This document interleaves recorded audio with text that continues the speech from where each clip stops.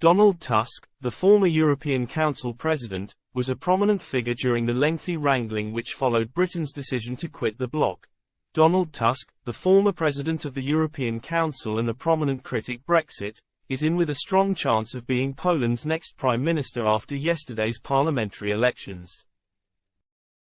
And persistent Brexit critic Guy Verhofstadt wasted little time crowing about the apparent result, which he said reinforced the EU. Mr. Tusk hailed victory in Poland's parliamentary election, with opposition parties seemingly on track to oust the country's right-wing Justice and Law Party, PiS.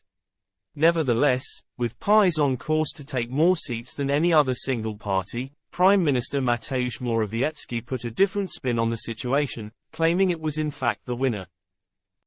Law and Justice has been locked in squabbles with allies as well as faced accusations of eroding the rule of law at home in its 8 years in power.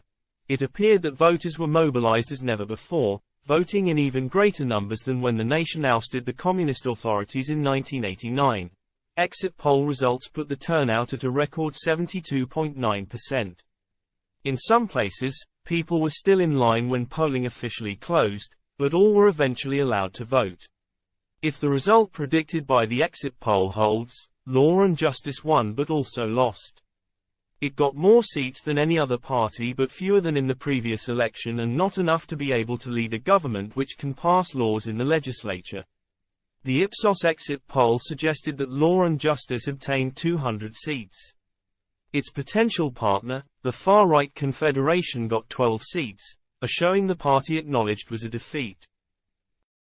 It also showed that 3 opposition parties have likely won a combined 248 seats in the 460-seat lower house of parliament, the same.